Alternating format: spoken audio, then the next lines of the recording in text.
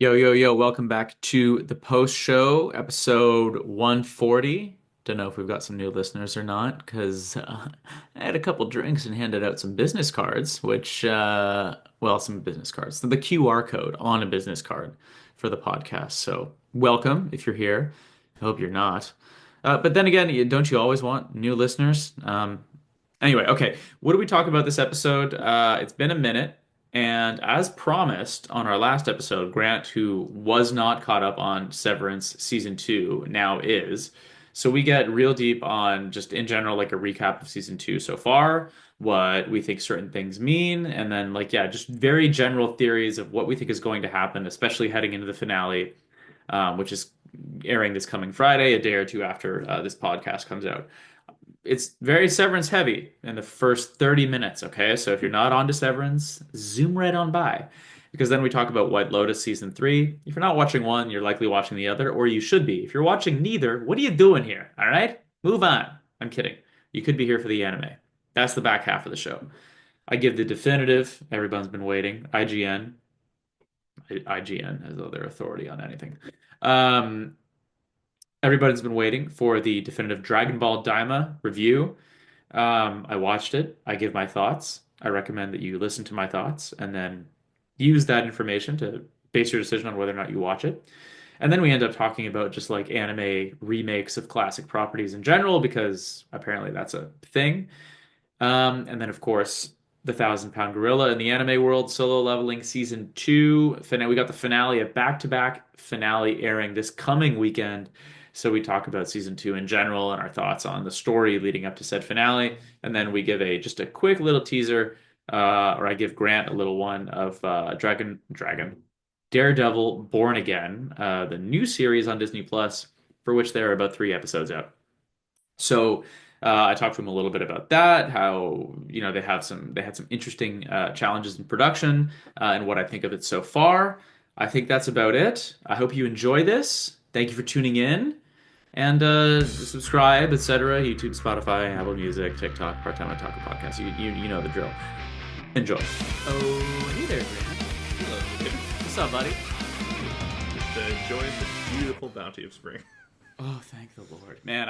I was just telling you off mic, like I was down south of the border, our border, Behind enemy lines. behind enemy. A lot of jokes about that. Not No shocking. doubt. No doubt. Oh, and Grant, and I'm not gonna break the. As you know, being the professional that I am, I never really talk in detail about what I do for a living on the podcast, and it'll Sure. stay that way. Mm-hmm. But what I will say is we had some rather big dinners with like people that represent relatively large companies. Sure. And I will tell you, not at one of these dinners or two, but at about 3 meal type engagements, the podcast business card with the QR code was circulated Nice. to a lot of people. I'd And love to see that. as I saw people scanning it, I was like, I hope I don't regret this later. I still throw the sneaky one in a manga in a bookstore. Hell Every now yeah, and then. dude. Yeah. Hell yeah. I think I remember doing one. I left like a stack of 50 on not 50, but like 20 or something on a like splayed out on at the Mayfair Theater when I saw Ghost in the Shell or something. Yeah, yeah. And I was like, this is the place for it. People will appreciate that. Yeah. Yeah, okay, wait. What was I saying? Oh, right, yes, down south they have better weather. But Yeah. I came back and winter was all but gone. Mm-hmm. I now just have to make sure that my house doesn't flood in the first winter or in the first melt, first good thaw. It's a rite of passage for all homeowners. Yeah, what is the water and snow situation? Yeah, no, I mean my rite of passage is what is a sub pump, and then having to act like an Is it authority. plugged in? Yeah, and having to act like I'm an authority, like an expert of authority on it when Sam inevitably asks, what does that even do? And I'm like, well, it's a good thing you asked because I learned about this 40 minutes ago as the man of the house. Yeah. Yeah. I remember when we bought ours, a part of the selling point was brand new sub pump in the basement. I was like, oh, cool, sweet. How much do those go for? And, when it turns out not new and working. Yeah. And I was like, oh, I'm glad I caught that, like, right before the first, like, again, we're in a high water table area, so we tend to get a little more water, but Us too. but I was just like, ooh, that could have been bad. But it's all concrete. It's not a fish basement, so Could have been worse, but Yeah, ours is in like an unfinished area, and there's two right next to one another. And overtime. yeah, and I don't know what they cost. I hope I never have to find out. Don't tell me. Yeah, Cheap though, right? $40. It's like anything. There's cheaper models, and there's ones deluxe this, deluxe that. Oh God, I'm ready. We've got like usability of like all the walkways mostly now, like in and around the house, but like, and we can like see the deck in the backyard, and it's like becoming more and more visible as each day goes. I think we're gonna try and do some gardening this year, Grant. This is a gardening podcast for. I love that. I love that for you guys. Yeah, do you grow things that you consume? We have, yeah. Yeah, historically, but not habitually. Honestly, like every other year. Okay. We consistently do. We have this. It was planted not by accident, but like we grew lettuce one year, and somehow it spread to a random like potted plant, and it's overtaken that pot. Hell and yeah. it like just comes back every year. So we always have like a little bit of lettuce. Nice. But yeah, we like growing stuff. We did garlic one year. We did it like in a fall, planted in the fall, grew in the spring. Nice. We had like 30 bulbs of garlic. It was pretty great. Man, you know what I heard one day? Do you remember in COVID? Okay, we can talk about actual movie stuff. I think we should lead with Severance, by the way. Yeah. But we can talk about Severance in a minute. But someone told me a story the other day, and I was like, it kind of like was a light bulb moment. Do you remember in COVID, everyone was baking and making sourdoughs and shit? Yeah. I had a friend tell us this, and this is a test if you really listen to the podcast. But I had a friend tell us the other day, she went through this big baking sourdough phase in COVID, like everybody else. And then their starter died. And like everybody else, I was learning all about like this starter stuff and how high maintenance they are and whatever. Sure. And then she says, "Oh, I'm back into it now." And we were talking about, her methodology and process and all this. And I said, "So are you using the same sourdough?" She goes, "Oh no, I bought a 100-year-old one on Etsy. They dehydrate it and ship it across the country, and then you rehydrate it, which takes like 2 weeks, and then you use it, and it's 100 years old, and they have like documentation proving where it comes." Shit. Isn't that wild? That is really cool. But then I've heard of like 100-year-old starters and whatnot. Yeah. But like the idea or the concept of shipping them and dehydrating them is interesting. Yeah, but then I thought about it, and I was like, of course that's a whole. I don't want to call it. I don't know if it's an industry, but of course that's like there's a market for that. That's like where on Etsy of all places. That's I think she said Etsy. Or maybe it's like the super secret starter marketplace. I can't remember or something. I've wanted to grow something in my basement for such a long time. Like, we know you're growing stuff in the basement. I went through a phase where it was like, are we gonna grow like friggin' lion's mane mushrooms? Like, I wanted to get like a tomato rack going down there. I'm seeing it's so funny too. Like the spring season starting, I'm getting pushed those new it's like tubular lettuce stands. Oh like for herbs and whatnot. Yeah. But put in the little pods and they kind of blow out. But I'm excited to give it a try. Our city is weird, right? Like there's like metropolis area, but then like I guess it's kind of like any city. Like the minute you get out of it, wildlife congregates. Sure. So like because we're not currently surrounded by high rises, like there's rabbits everywhere, squirrels everywhere. So my immediate thought is like, okay, if I actually successfully grow a single thing, will it immediately be ravaged by the wildlife here? So I don't know.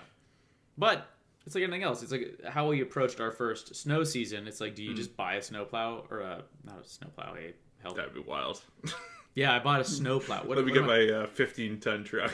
Yeah, no, a snow blower. I was like, no, I'm not going to throw money at it until I think it's a problem. So it was like, just see how it goes and course correct as necessary. Yeah, a little bit of chicken wire goes a long way. Yeah, that's what I'm thinking. Anyway, okay, Severance. We got a lot of Severance talk. We do. Last week, Grant was not caught up. No, I was behind by 2 or 3 episodes at the time. So we did have to rewatch all of them. The one that rewatched all of season 2? No. We had over the past probably 4 or 5 days. Last weekend and this weekend, we rewatched the last 5. Got you. And the one that I had thought I had watched, and I was like, oh yeah, and we were talking about it, and I was like, yeah, I remember that. I rewatched it. I was like, I don't remember any of that. And I was like, I literally only remember the moments that you had talked about, the couple nights prior. But that's all good. Yeah, but I'm up to date now. Okay, so the agenda today, as far as Severance goes, is this is the last pod we'll put out before the finale airs, Yeah. which is this Friday, which is the March 21st or something like that. Mm-hmm. So spoiler warning rather, for everything up to season 2, episode 9 of Severance. Yep. And I believe the finale is scheduled to be like 76 minutes or something. By the way. Oh wow, it's a long one. I also the past saw. few have been quite long. Yeah, I also heard rumors, by the way, and these are rumors. I have no industry contacts, though I'm open to them if you're listening. Yeah. Reach out. That it's a oneer. Oh. Imagine, or perhaps more accurately, like via More like the opener. No, I was going to say more where it was, accurately, like, made to look like a wonder. made to look like a oneer, like 1917. Is that what you just said? No. I meant like the opener of season 2. The shot with Mark and yes. through. Yeah, but there are cuts there, as we know now. Yes. But like they're just well hidden enough that you don't know. Yeah, that'd be pretty cool. I'd be interested. Anyway, regardless of how they shoot it, where do you even want to start, man? So you're coming off this fresh. Yeah. Any favorite moments, major takeaways, etc.? I think I got it. So okay. Level set. I have some issues with season 2 as a whole, yes. especially over these past 2 episodes. Hit me up. I'm going to double down on my season 1. I think Patricia Arquette is performing the most over-the-top performance I've seen in quite some time as Miss Cobell. I still don't fully get what they're doing with that character. Right. I kind of felt like that whole... I think the episode was Sweet Vitriol. It was the episode 8, I believe. It's basically her... It's Cobell's episode. Yeah, her... More or less her episode. Even, like, all this, like... It kind of felt like... like, there's some aha moments, like, with her being... Obviously, again, we said spoilers up top. But, like, her having invented the Severance design, procedure, whatnot. Like, that was, like, some big moments and significance. But it still kind of felt like... It just felt like it was just adding layers and layers and layers, and there was no real kind of definition to like what was being introduced and added to us. Like it felt like a lore dump without kind of like the context to like fit into the bigger picture. Right. Like why does personality, that personality stuff? I think was like the most like connective to the story that was introduced, and I enjoyed that. Yeah. But like. Just setting up that like Lumen kind of came in and kind of swooped in on this town, and everyone's huffing ether is alluded to, and like I know ether is like a big part of like kind of the commandments of Lumen, I think, or it's in season 1 I know it was ether was brought up, but keep going. But so I just found that to be a little messy and then just like very over the top. On the other hand, Milchek is like the most like understated, powerful performance. Like the total opposite of what Arquette is doing. The actor that's playing Milchek is just like that is like a tour de force of acting in my opinion. Like it's amazing to watch it in every scene that he's in. Him telling off Mr. is it Gunderson? Drummond, sorry. Gunderson, where did that come from? Anyways, just kind of more or less telling him to eat shit. And what did he say? Devour feculence. It's like, just, I don't know, it's so funny how the same writers and the same staff can have such, very much swinging to the fence performances by two, and they just come out completely different. Yeah. I find anytime Miss Cobell talks, it's super distracting. Like, it feels like I'm watching a schlocky, like, 80s or 90s horror film. Like, I don't know, it very much takes me out. Right. Okay, let me react to that before we keep going. So I think...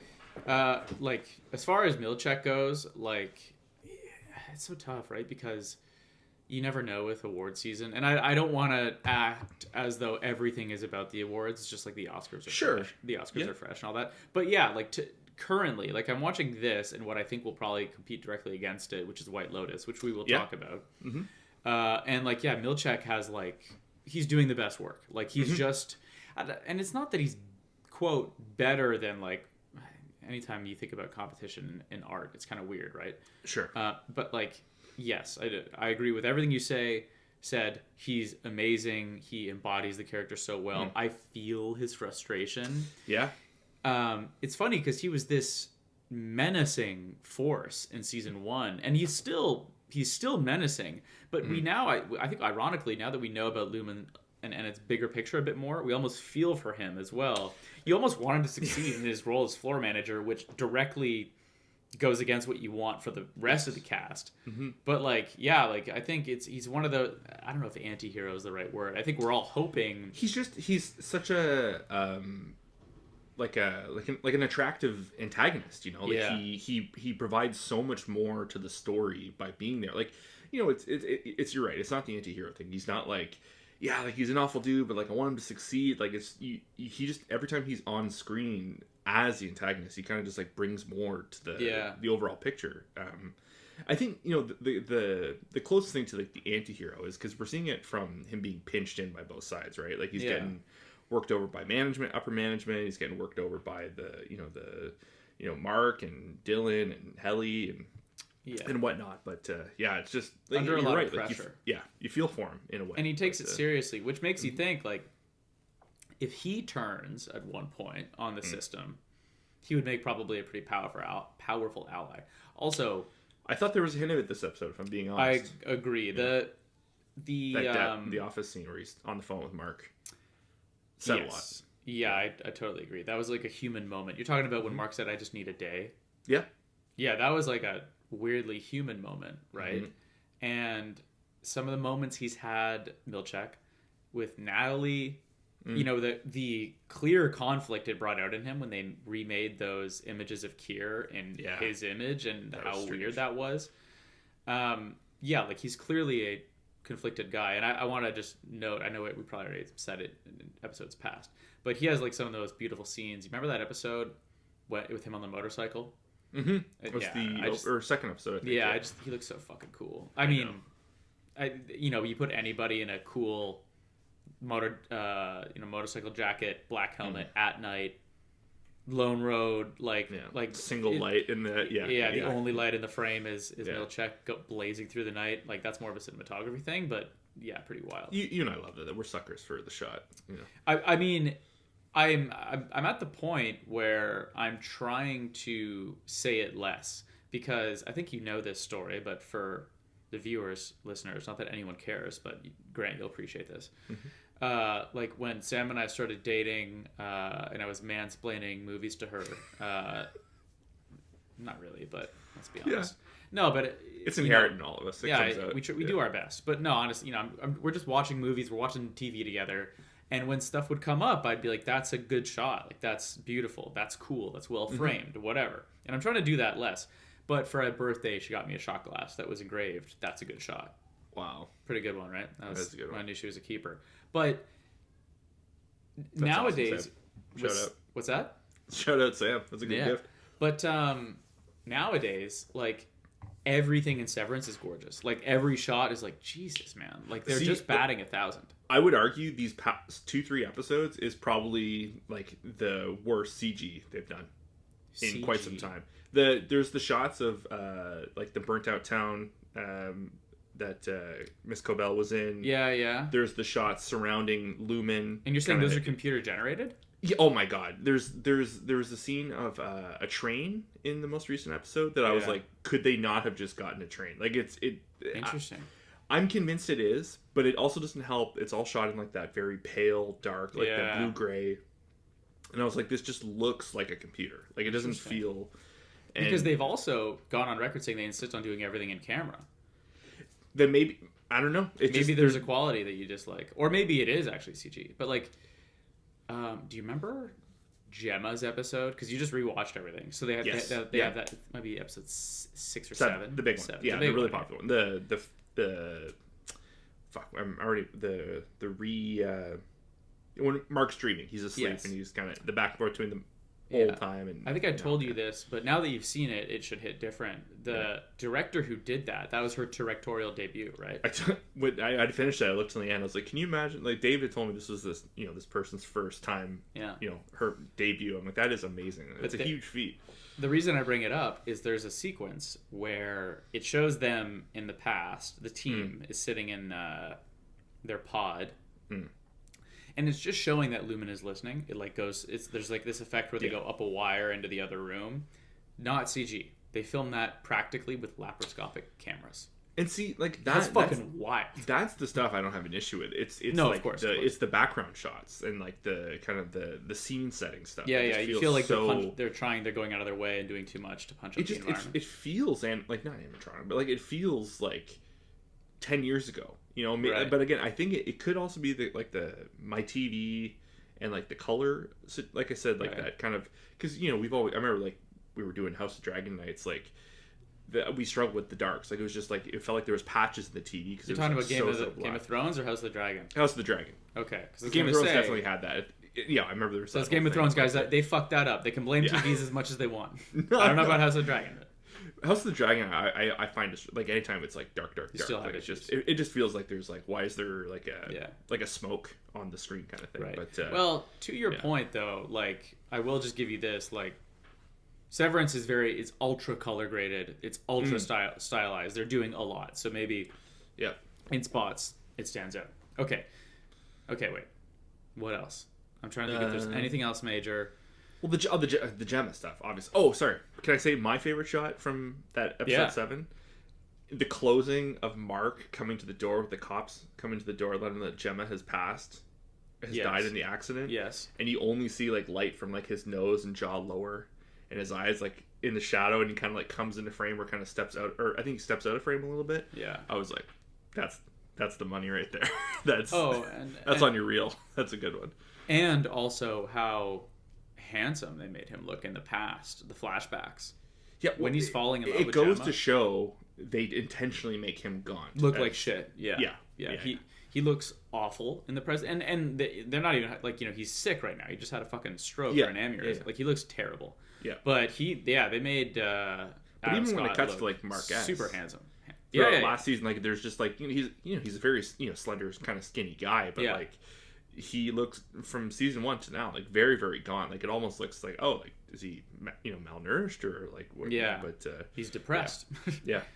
The Gemma episode was unbelievable. Okay. Theories? Is there anything? Oh, also, one other revelation. In the Cobell episode you didn't love, or the Cobell thing. No, I did like the episode. The episode. The Cobell stuff. Yeah. She does reveal child labor is definitely involved, right? Yes. And then they connect that later in episode 8 or 9 to Miss Huang and this Wintertide fellowship thing. Yeah. So we know that Lumen recruits early, and then they send maybe, I don't know, high performers. I don't know if it's all of them or some of them or select few, but we know that Cobell did one. Mm-hmm. And we know that Cobell had experience with drugs in that town at 8 years old.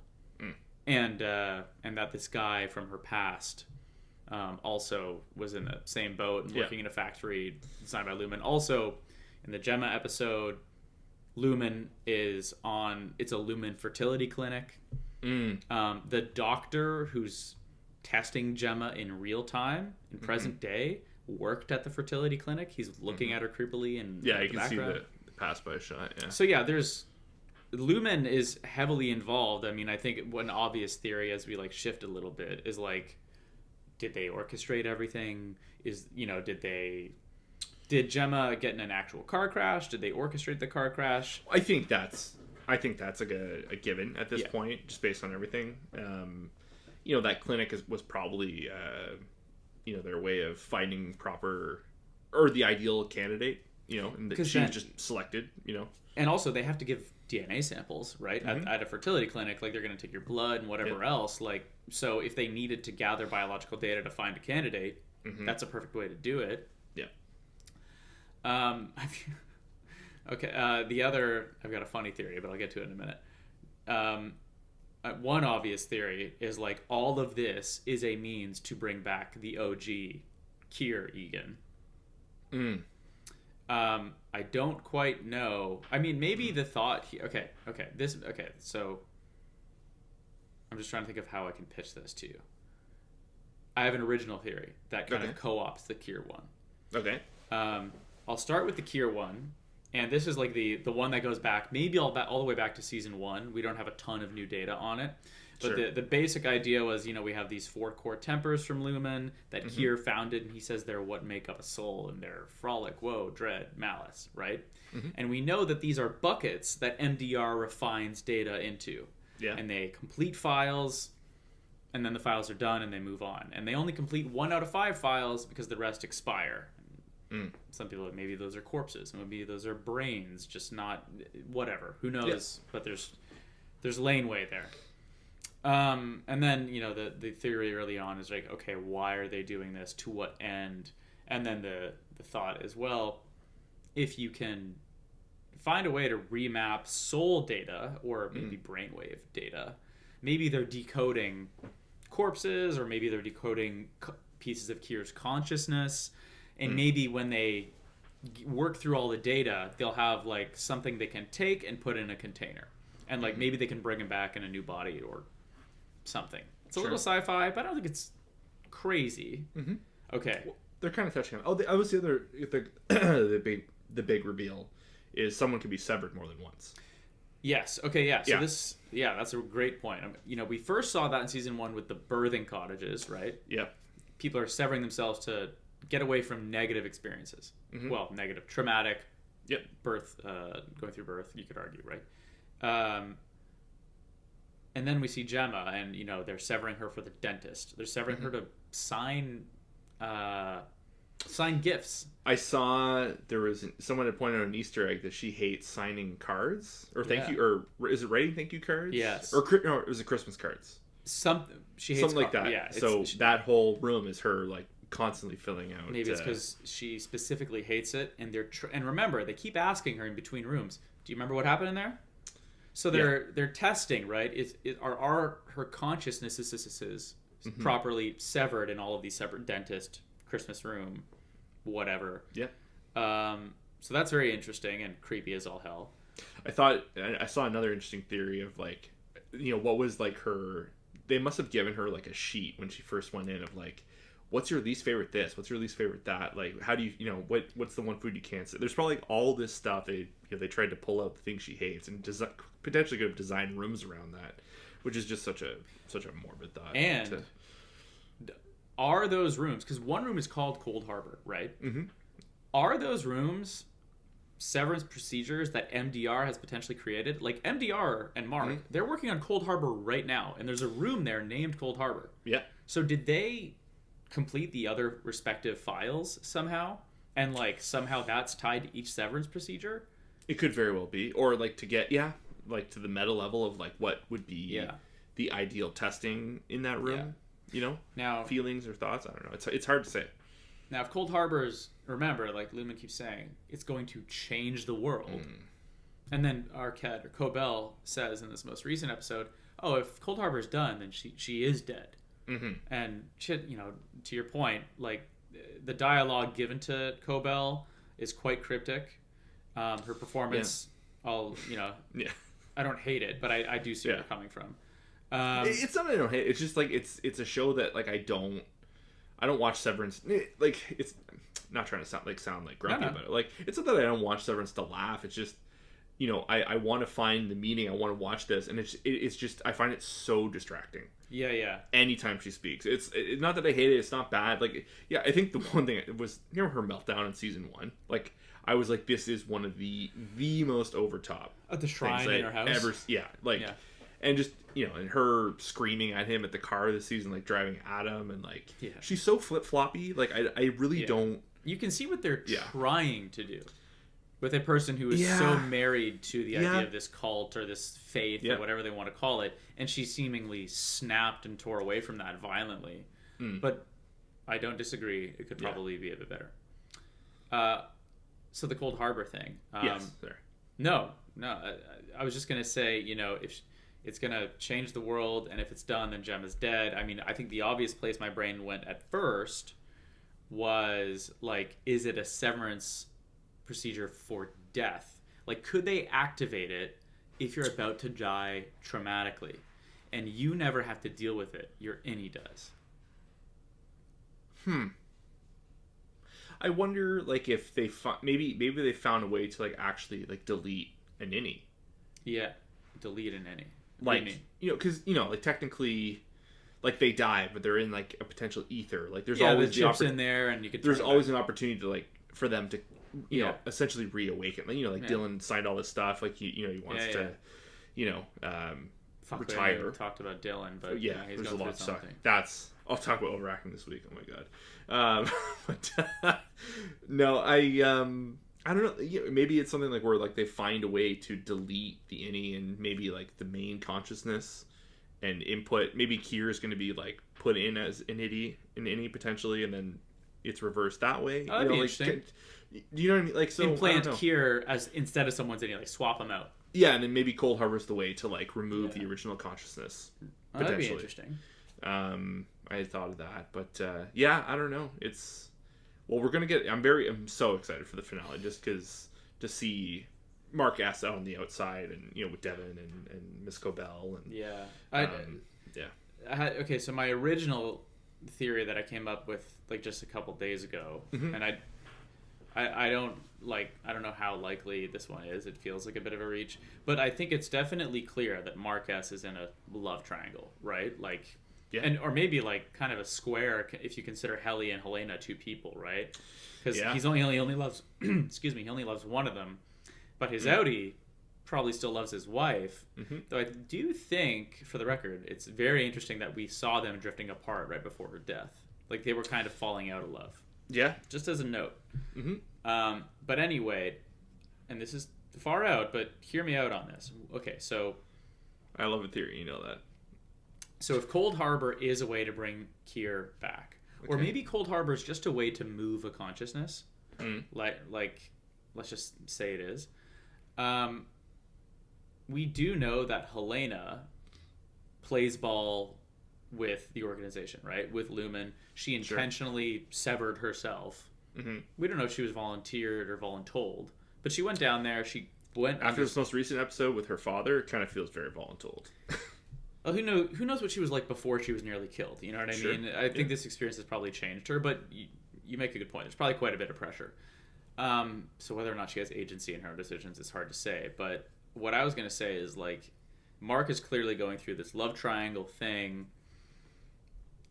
Helly at the penultimate episode is on her way down. She found the elevator and she's going down. And like, what if Cold Harbor works? And as a test, because Helena's proved to be a good test subject. What if they move Gemma's real consciousness into Helly or something? Or maybe what if the two, like, these two people are, whether or not they realize it, right? Like, there's a triangle here with Mark and Gemma and Helly. And he's going to have to choose, I think. At some point, something will have to give. Like, his outie can't love Gemma forever while his innie loves only Helly. Like, something's going to get fucked up, right? Yeah. And I just think that there's some wires are going to cross. I don't know if they're going to become one person. Well, this whole season has been so themed around love and relationships. Yes. Yeah. Irving, Dylan, Helly and Helly, Gemma, and Mark. Bert. Jesus. Bert. God, he's such a fucking titan. Christopher Walken. Oh my god, he's so good. Goated. We can't. I felt that. Just like, Well, did you see what I put on Instagram the other day? No, I didn't actually. On the Part-Time Otaku Instagram, which you can find us on TikTok, Instagram, and I think that's it. But it's a side-by-side. Season 1, Bert, saying to Innie Irving in this plant room. They escape together. They wander off somewhere. And Innie Bert says, just stay. And Innie Irving says, I can't. I'm not ready. I'm not ready. And then nothing happens, and that's it. That's end scene. Skip forward season 2 to their goodbye in the train station. Outie Irving is just saying, I'm ready. I'm ready. And Outie Bert is saying, I can't. Just go. Fucking wild. That shit was heavy. There's so much parallelism in this show. Like, I think, again, season 1, it's in the same post I put on the Instagram. It's a frame of Innie Mark, that, when PD left, Dylan was upset. Like, well, they killed PD. And he's like, they didn't kill him. He's just not here. Yeah. Same line, slightly tweaked. Season 2, he's looking at the ashes of Gemma in his basement. He goes, oh, she's not dead. She's just not here. Because those aren't her ashes. Anyway, they have a lot of things like that they play. Okay, we've done 30 minutes on Severance. We could do 30 more, honestly, but the Dylan thing is heartbreaking. Like, just the layers of fucked up that is, you know, it's crazy because the only loser is His Indy. wife? And his... Well, like, yeah, like at the end of the day, like, Oh, you saying Indy? Yeah. she chose to be with, you know, the outside or Outie Dillon and whatnot, and, you know, the relationship's going sour, but like, it just, the manipulation, not an ill intention. I think she was thinking of herself, and there was some selfishness. It's to complex. Again, it's so complex, but just like the total, like, just the ripping of the heartstrings, and just, you know, Dylan, like, just like the loneliness he could be. And he brings up a point, you know, like, they do such a good job. Like, we know they're in a prison, we know, like, you know, that there's, like, they're being watched over, like, they have no privacy and whatnot. And then like you see a moment like that, and where Dylan's just like in the lost of, like, oh yeah, like, we are prisoners, like, you know, all they do is work, you know, like, there's no, just, and also, like, everything is a magnitude more hurtful when you remember and you remind yourselves that these people have no other life experience. It's the first time Dylan's been dumped, and it's by his wife. You know, like, that's tough. The pictures of them are still on the back wall. Yeah, you know, of, like, their wedding day or whatever, and he's just like, Jesus Christ. Oh, like, remember again, like, how much impact is it Rickon, the dipshit, Devin's husband? Oh yeah. Yeah. Okay, so the funny theory, I don't know if you've seen this floating around, is that he's a goat. I know. Oh. I know it sounds weird, and I'm not necessarily behind this, but I'm not against it either. Okay. I think the idea, there's goats in the rooms, right? Yeah. Like, we know there are goats. Yeah. Allegedly, and I have not verified this, allegedly there's a goat reference in every episode of Severance. Kind of like Seinfeld and Superman. Like, they mention, or what's that? You do I or don't know. don't? I don't. The Seinfeld one? Oh, right. Superman is either mentioned or a reference to him is on screen in every episode of Seinfeld because he loves Superman. Is that true? Yeah. Yeah. And so this is goats and Severance, and it's like, you know, it's either it's a logo on a piece of paper, or they talk about it, or they see it, or whatever. The connection that people think is there, and to be fair, I think you know, this one isn't that crazy. I think back in season 1 we ran into a goat, and that guy's feeding it, and he said they're not ready. And like, my first thought, and I think I'm sure a lot of people's first thoughts, is like, I think, you know, in real life we cloned a goat and then it died, right? Like a real goat clone. A sheep. Sorry. Yeah. So I think the thought is, like, some of his mannerisms are weird, and he's kind of a dimwit. And most importantly, this is like the real juice behind the theory. Devin showed a picture of him mountain climbing, and it looks like a lot of famous pictures of mountain goats. Mountain goats. Interesting. So I don't know if I can really get behind that one, but it'd be pretty funny because he is a weird character. The thing that blows my mind, and I highly doubt, I'd be surprised if we got, like, you know, like, full clarification by the season finale, but, like, the biggest potential red herring in season 1 was the goat room. Yes. And they touched it, and they touched it in a huge way this season, and it's been nothing since. Again. And it's like, that's either a really sadistic joke of, like, you know, sending people down one direction for no reason and having fun theories like this, or if there's, you know, I don't know, like, what, again, at least this season is, like, it's not the goats that we're hung up on, it's the people that are, like, the caretakers, and like, the whole thing about, like, let's see your stomach, and what's what that the hell is that about? Well, they are going down a path. We are getting answers now, but as we get more answers, we get more questions, right? Yeah, it's this which is flywheel. good. That's good. That's what you want in a show like this. But you must tread lightly and not go the path of Lost, right? You have to wrap this shit, and you don't need to go down a list of, did I answer every question ever, right? Sure. But you got to wrap this shit up, and you got to do it in a way that is, like, it seems to fulfill, like, this sense of, like, overwhelming mystery that they've created. Like, that's the challenge, right? Well, they've been really, like, I know maybe this is just, like, season finale stuff coming up, but, like, they've been really hitting the season 3 stuff and the new cycle lately. Yeah. They want to they're pushing hard for I think it's going to be a quicker turnaround time for. I think they are. They had the writer's strike too, right? So that in between two, but anywhere near 3 years is not. Yeah. Like, I don't want to normalize this. House of the Dragon, fucking 2 years in between. I hope we don't. If they go, oh, we'll do it so much faster, we'll do it only in 2 instead of 3 years. Like, I'm still gonna be pissed. Yeah. Anyway, Okay, that's a lot of Severance. White Lotus. Yeah, that's it. From one drama to the other. Are you caught up? Yep. I mean, I think the only thing we really I fought hard last night. I was fucking fading fast. Yeah. I was like, you need to get on about this tomorrow. Like, I was like, all right, like, well, we're good. Where's my glasses? I think the only thing we really need to talk about, we got 3 bullet points here. Sure. And the first one is Sam Rockwell's monologue talking about being an Asian woman. Unreal. I saw that making the rounds today. Talking about goats, that fucking guy. I'll watch him act anything, in anything, any circumstance. What a perfect delivery. Like, Stone Cold. Give me no one ever suggests this. Fans, I'll suggest it. Give me a White Lotus spin-off of Walton Goggins and Sam Rockwell and what they did when they were younger. Just fucking shit up. Probably contract killers or organized crime of some kind. Because we know that whatever Walton does, it's likely illegitimate. Or at least they've hinted at that. Yeah, but I don't like... I actually think, my theory, because I think...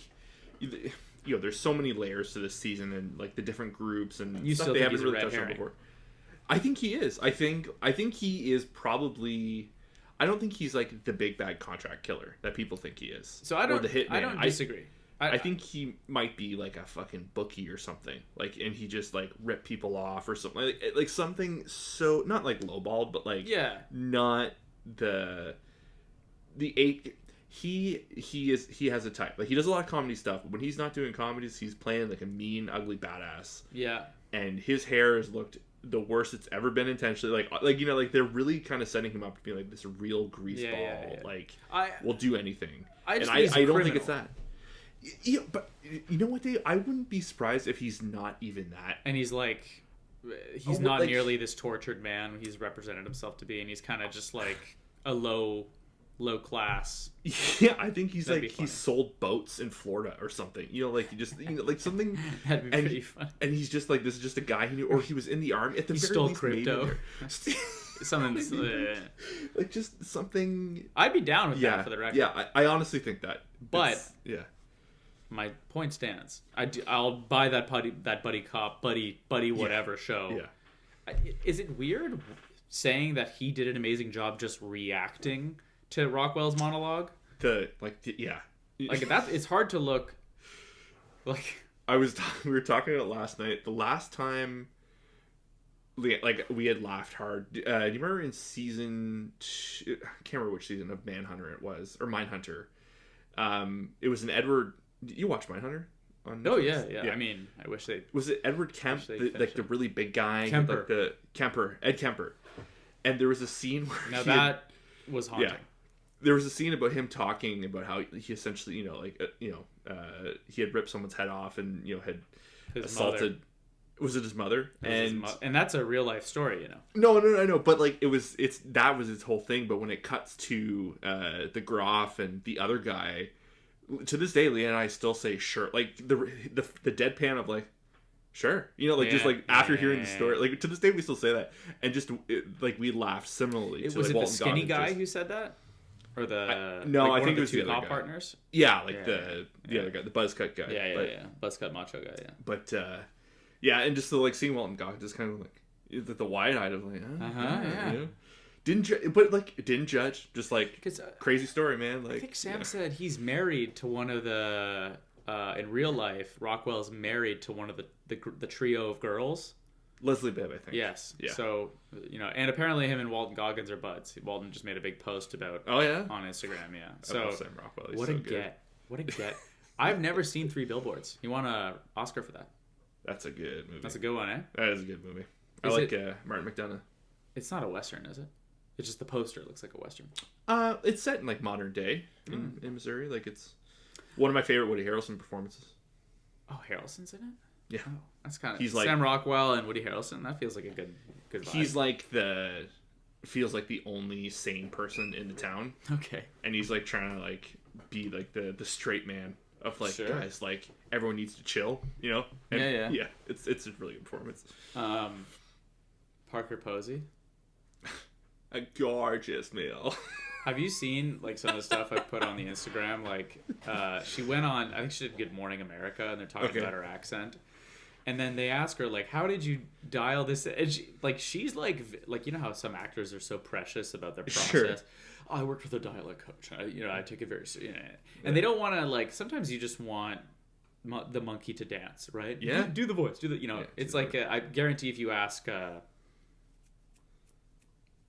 Nosferatu actor, hey, can you do the voice? Like, he's gonna be like, no, Orlok. Like, I need to get in my process. But she's just doing it on talk shows because she thinks it's hilarious. So she's like, so funny.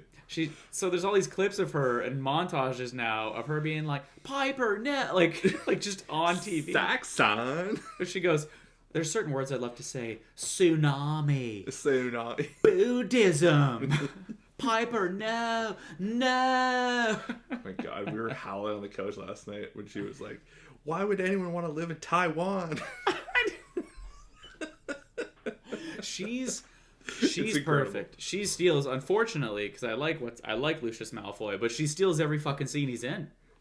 Yeah, it was so funny because, and like it seems so obvious, but he is the one that was pilled up this episode and was like kind of drifting through the episode.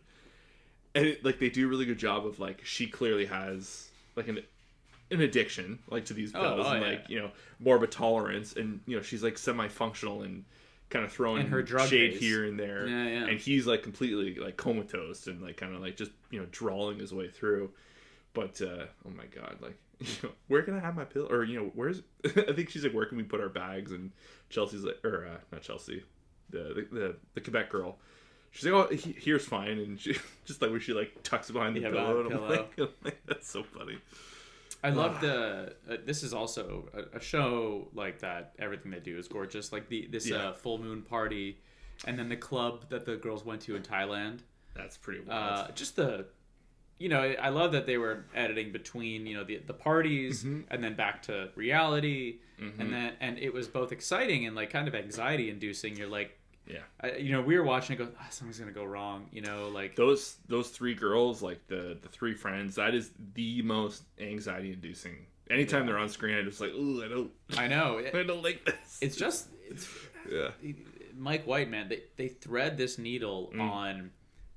You really just need to light a match here. There's enough gas. And it's not that you think they're going to kill one another. It's just they keep getting themselves into these situations and drinking too much and just doing all these things that's like, you're inviting disaster. Like you're playing with fire. She's looking for it. Michelle Monaghan's character is looking for it. She brought the guy back after her friends went back because she wanted they also do a really good job with her character though, by the way. Like the desire for attention, the quiet competitiveness, like that, and also very like grounded. They did a really good job of like the second something was out of her control, she was getting like really like uppity and kind of rude. Like the amazing in the beginning of the episode, the amazing scene of the water gun festival.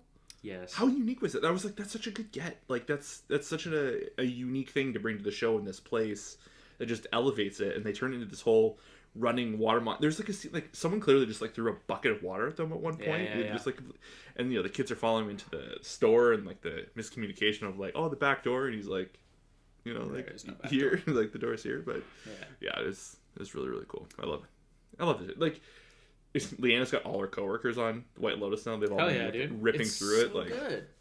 It's just a show that anyone can watch. It's so like entry, like user-friendly entry. I agree. You can appreciate it on like a number of levels. It's wild to have this much good drama on. The only other thing I really need to mention is the incestual brother kiss. That was fucking weird. Also, like, there have been incest breadcrumbs. I am the drugs. That's such a great line. Go get him, Patrick Schwarzenegger. You and I know so many people that have like more or less like said that exact same line of like, I don't need him. I am them. He's I really dig his performance. Like, I feel like this will be a big get for him. But it's funny, like, because they planted the weird sexual tension energy early. First episode, first episode, and we haven't really done much with it other than to see tension between the siblings. But you're like, is that normal tension because they're siblings? And then. It felt like a foregone conclusion because, Greg / Gary is in and around all this in some weird way. But it felt like a foregone conclusion that Patrick Schwarzenegger, the older brother, was going to hook up with Greg's wife, which is fine. But I was worried about them overdosing. They're popping pills and stuff, Yeah. and then. But what an interesting twist for the brother kiss to happen. But again, like that's just good, the shot of Amy drama. Amy Lee Wood of like just her face of like, oh my god, like what are they doing? What's going on here?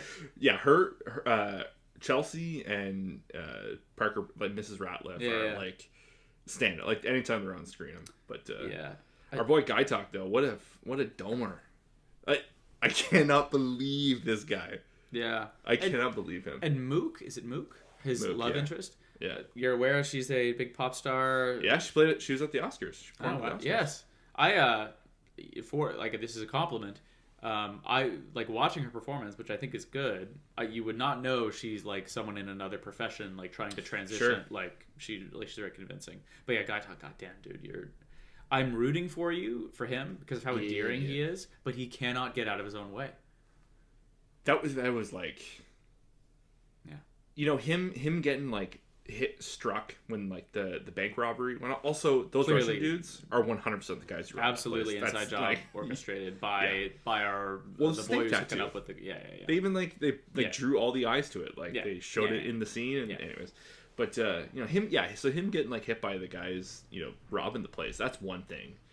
But like, you know, him just like leaving the gun on the counter, not locking the door. That's like a whole other like being level a of stupid. Victim of a crime and not knowing how to react when you've had no experience or instruction on how to react is, like you said, understandable. But the negligence and then again, he had no fucking training on how to handle guns either. So, but again, it's not going to matter, right? It's too much. I did find it funny that the line was, "I have a license to have this. You need to take it and go learn how to use it after work." You know, like so it's like it's just very loosey goosey. Yeah, big time. A little more Fabian this episode too. Which one's Fabian? The manager, the guy from Zone of Interest. Yeah, he needs more screen time. Yeah, I hope. I mean, he'd be a good like surprise. I'm not following it. There's the great. Yeah. That. Oh my god, that was hilarious. Like frustrating. I'm not following. Please do send it to me. Yeah. God. Okay. Good on White Lotus. Yeah. Okay, let's pivot a little bit to some anime. Yeah. Can I do a quick one before we do solo leveling? Solo leveling is like the 1,000-pound gorilla, but I just want to give you a quick report. This is a 30-second thing. I finished Dragon Ball Daima. Okay. I recommend if you're a Dragon Ball person and you have any room left in your stomach for Dragon Ball content, I would classify this as a must-watch. Like it's the best thing it has going for it, which it pains me to say, but it's actually quite obvious, is something that no other Dragon Ball series has, which is it's short and consistently good animation. No, but honestly, and that's not like I'm not trying to, but like you know, if I told you to go watch Dragon Ball, how many hundreds of episodes is that? If I said go watch Z, even if you watch Kai and like trim it down, it's still hundreds or well over 100, and then Super's 130. So like, if I tell you to watch Dragon Ball, I'm telling you to watch hundreds of episodes of something. Yeah, it's like catching up on One Piece. You know, like you're not doing it in a short amount of time. Yeah, so if you have interest in this stuff, you don't need to have seen Super, and you don't need to have seen GT. And so it's like if you just watched Dragon Ball in the 90s, Dragon Ball Z, or in the early 2000s, or whenever you were a kid, this happens right after the Buu saga. It's like a branch. Okay, yeah. And it's fantastic. Like, it's a very, very, very fresh take. Like, for example, Dragon Ball Super truly feels like they picked up after Z and changed nothing other than, like, you know, they introduced some new mechanics and elements and, like, plot devices. But it's trying to be almost the same show and just continuing the plot. Okay. This feels like a complete reimagination in like a really fun, like healthy way. They experiment. They don't really follow a lot of the rules that they set before, but I think in like a fun way. Yeah. And also fantastic soundtrack. Looks absolutely beautiful. And it feels like a love letter, like especially with Toriyama passing away and this being the last thing he touched. Like when those series credits rolled, I was like, that's the end of Dragon Ball. Like this is what I consider the definitive ending. I'm done. This is a high note to go out on. What do you think of the not so secret rumors coming out that Dragon Ball's getting a full remake? So would it be like a remake, like just redoing the whole thing. I think because right now there's a bit of a current trend of going back and remastering like One 80s Piece, classics. yeah. Well, not even, well, One Piece is, yeah, that is I didn't one, mean but 80s, like but yeah. there's like the coming one, like Yaiba, like they've redone Rurouni Kenshin, you know, The one like, we all, watched, like, Reimagination with CG. oh, Trigun, which is not really a remake, but I know. Yeah, but like Netflix is like kind of like got this little market of like specifically 80s kind of more like preteen, very much shonen series. They're kind of like remastering and redoing. I think Dragon Ball is like, I don't know if it's like a Toriyama thing, was like getting in front of it while he was still alive, and now everyone's kind of like, well, you know, now we can do what we want kind of thing. Yeah, I feel like there's about to be a lot more Dragon Ball. I don't think Daima is the end of it. Yeah, I'd like it to be the end. Like, as a, just speaking from my own point of view, but you know that it's just like, you know, casting. It's not just like this, but I guess you could make the argument that it's similar to, like, you know, they're gonna make a new Superman and a new James Bond, whether or not you like it. And the argument when they do that is like, we want to bring these stories and these franchises to a new audience, and like, I don't know. I had so much fun with Dragon Ball. Would it be cool that by the time my kids are 7 and 8 or whatever, like, they could grow up watching it like I did, especially if it's new? I mean, if that happens, I'll probably be stoked. Dope. But on the other hand, it's like, yeah, but if you're gonna go and change it, you know, you know what I mean? I don't know if it would be changed. I think it would just be like more or less like trimmed down, shot for shot. You know, the stuff that matters. Maybe that'd be cool. Like, I don't know. I'm open to it, but like, can you imagine like a Daima level animation of retelling the original Dragon Ball story? They've already awesome.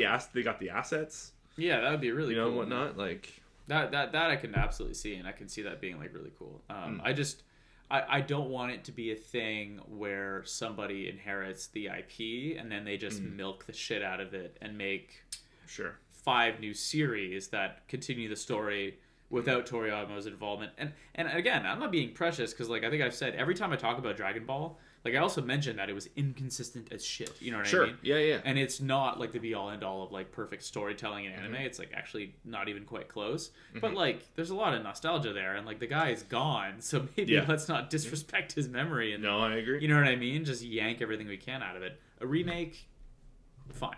Yeah, I wouldn't be bummed about that at all. In fact, I'd probably watch it. I'd be curious. Might be fun. Of any of them, of any of the Dragon Ball series, the original would be the one I have like the least knowledge of. I think that would be the one I'm most interested in seeing. Yeah, I agree. You know, I can more or less like recount majority of the Dragon Ball Z stuff for the most part. Oh yeah. You know, I've seen Super. it I got nothing, but you know, I don't know. It's interesting. All right. I'm glad you enjoyed it, man. Yeah, man.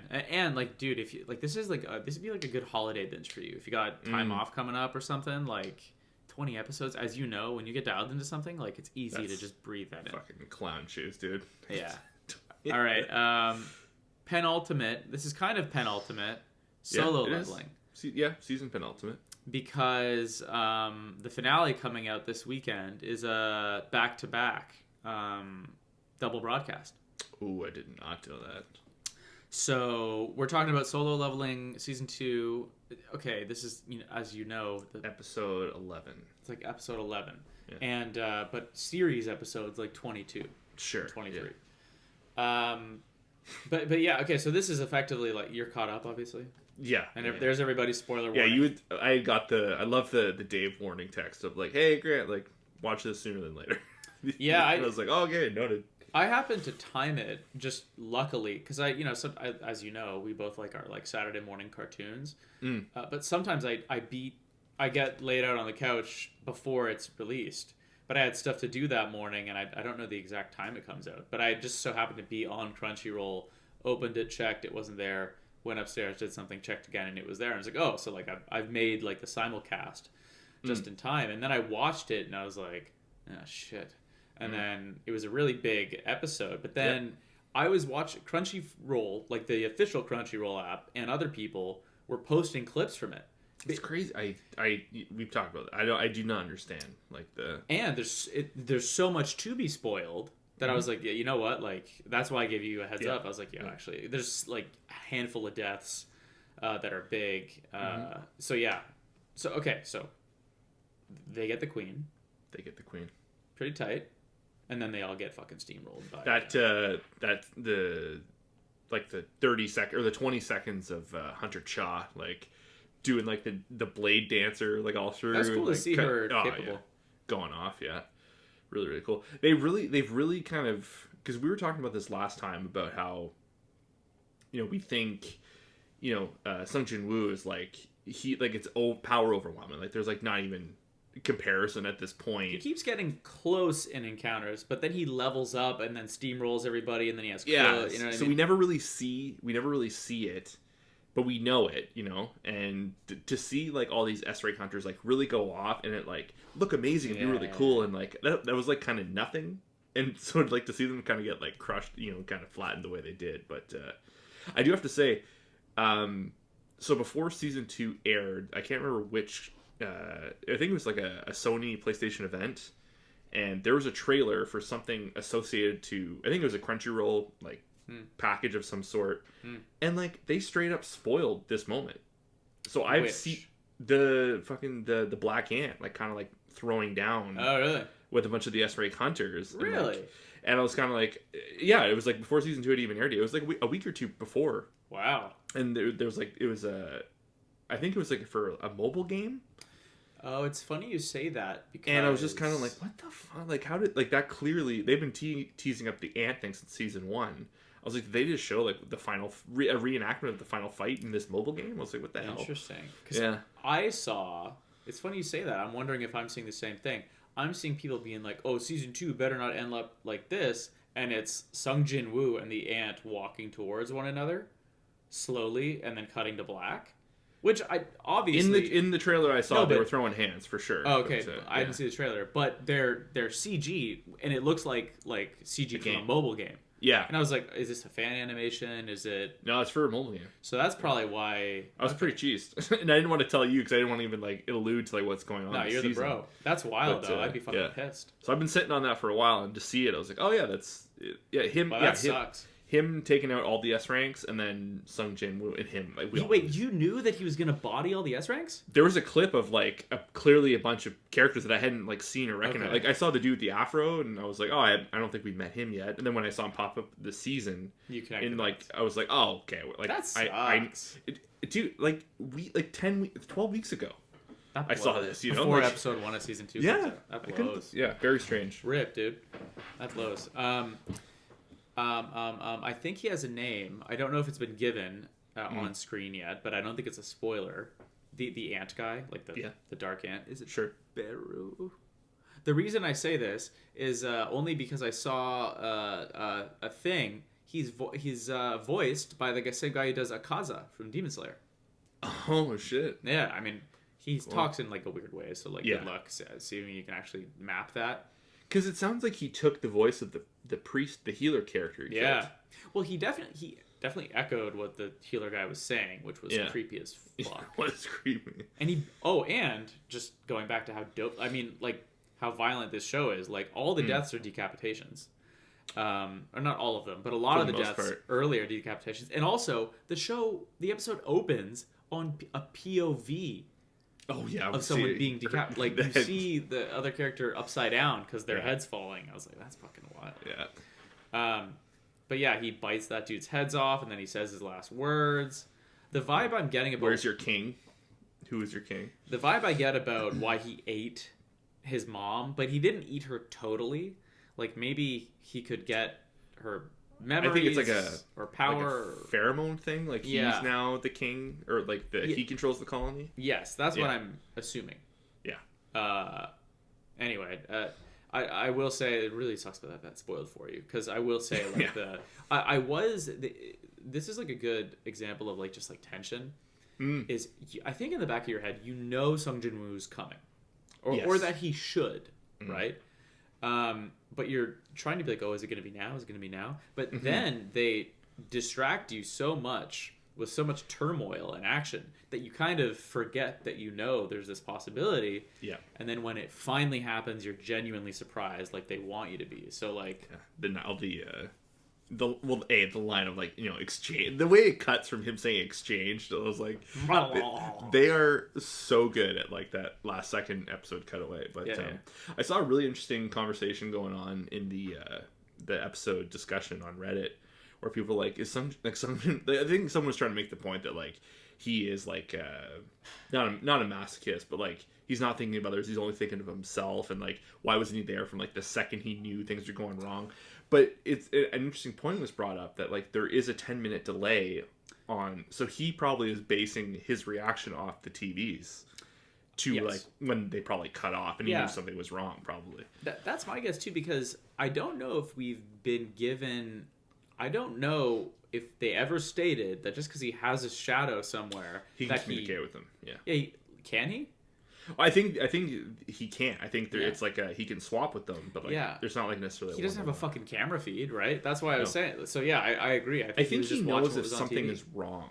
He gets like he kind of, because if they die, remember when he was in the 104th dungeon, he's like, one of my shadows just died. But maybe that's all he knows. Like, could be. And they also were not in combat until the very end, when presumably he was watching TV and sent them out. Yeah.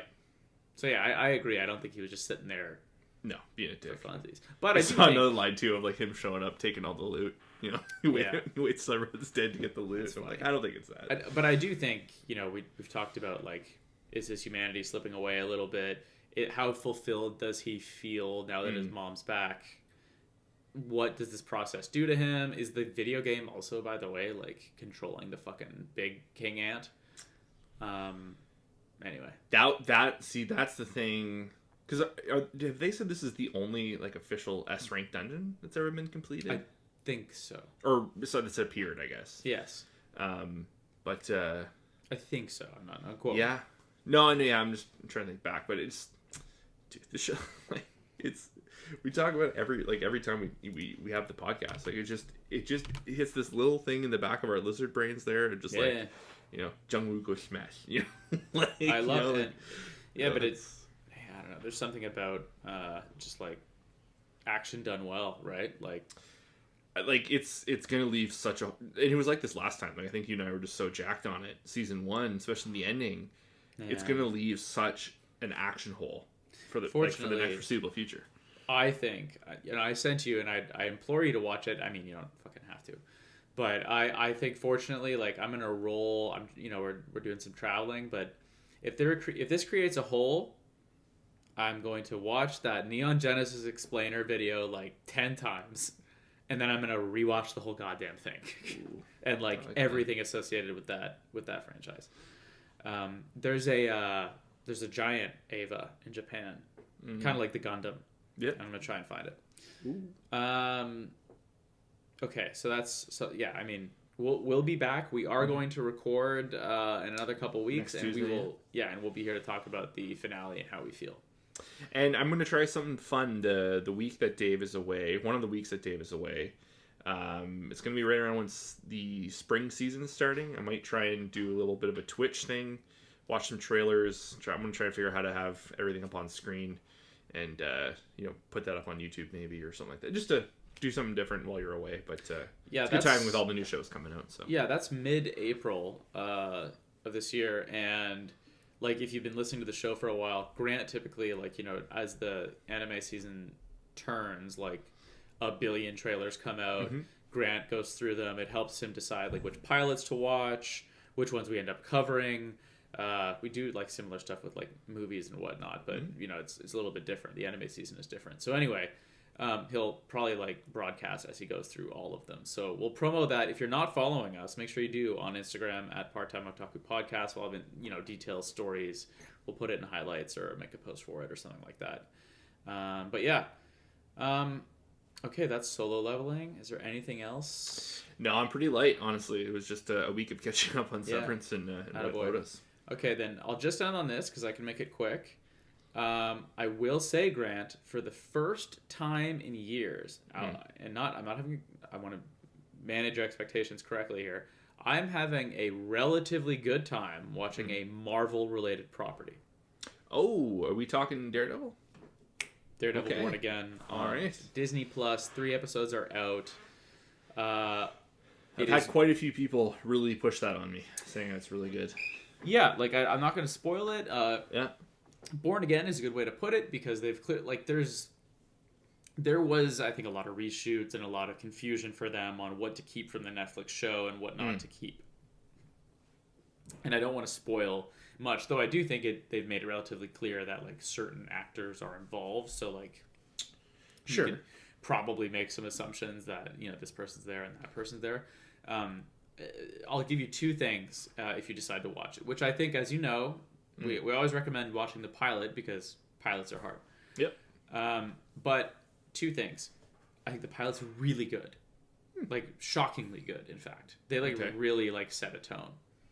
Ironically, the word on the street, again, I don't have any inside people, but I'm available if there are inside people who would like to give us some insight.